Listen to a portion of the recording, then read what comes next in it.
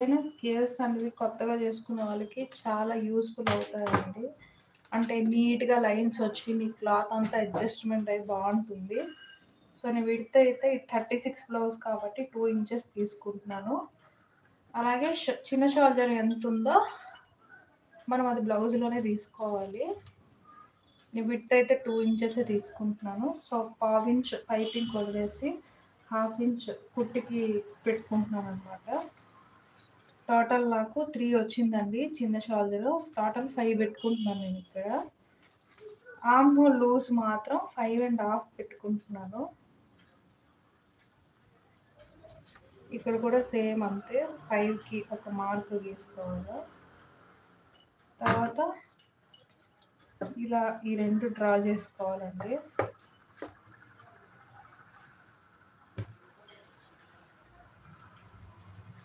Arm whole ఇక్కడ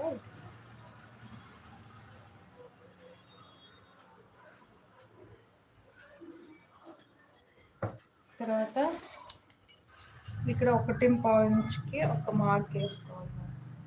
చాలామంది 1.5 వేస్తారు, బట్ అవసరం లేదు.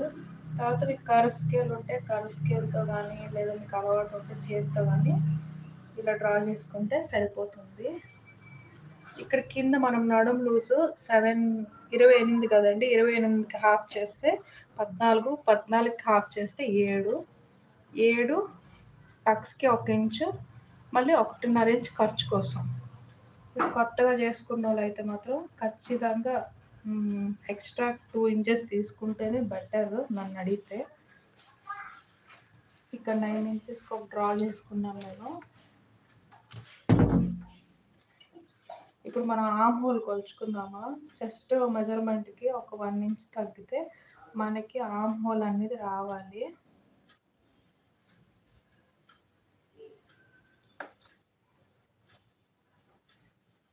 సో, నాకైతే 8 ఇంచెస్ కరెక్ట్‌గా వచ్చింది. 8 ఇంచెస్ చెస్ట్‌కి ఒక ఇక్కడ ఒక హాఫ్ ఇంచ్ వదిలేయాలండి పైకి. సో, సరిపోతుంది మనకి. కొంచెం మీకు ఎక్కువ తక్కువ అయినా కూడా ఇలా పైకి మీరు ఇలా పైకి అనుకోవచ్చు, ప్రాబ్లం లేదు. కొంచెం పైకి వేసుకుంటున్నాను. సో, ఇక్కడ 9 ఇంచ్‌కి అయింది కదా. ఇప్పుడు ఈ కింద 8 ఇంచెస్‌కి మనం ఒకటి పెట్టుకున్నాం కదా డాట్, దానికి దీనికి ఇలా జాయింట్ చేసేయాలి స్ట్రెయిట్‌గా. తర్వాత ఎక్స్ట్రా ఖర్చు కోసం ఒక 1 ½ ఇంచ్ పెట్టుకున్నాం కదా, అది కూడా ఇలా డ్రా చేసేయాలి. సో, మనకి బ్యాక్ పార్ట్ రెడీ. ఇప్పుడు నెక్ తీసుకోవాలి. నెక్ విడ్త్ అనేది మీకు నెక్ విడ్త్ కన్ఫ్యూజ్గా ఉన్నాడు ఏం చేస్తారంటే, మనకి నెక్ బ్లౌజ్ ఉంటుంది కదా, బ్లౌజే ఇట్లా డైరెక్ట్గా పెట్టేసి ఒక 1/4 ఇంచ్ పైకి వేసుకోవాలి అంతేని, మనకి విడ్త్ అనేది వచ్చేస్తుంది. ఇది వీ నెక్ బ్లౌజ్ అండి, డిజైన్ బ్లౌజ్. కాబట్టి నేనేం చేస్తానంటే వీ అనేది ఇలా బ్రాడ్గా డ్రా చేసుకుంటాను.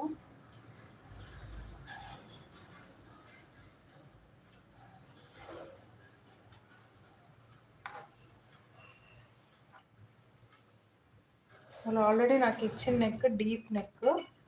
సో, నేను బ్రాడ్గా డ్రా చేసుకుంటున్నాను.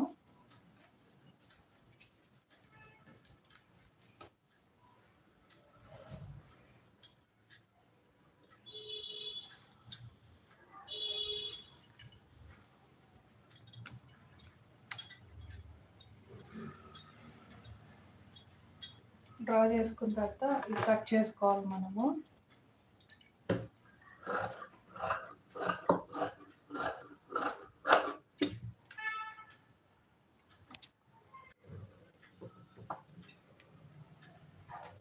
సో, ఇది కట్ చేసుకోవాలి. సైడ్ అంతా కట్ చేసుకున్నాం కదా, ఇప్పుడు చంక భాగం కూడా కట్ చేసుకోవాలి.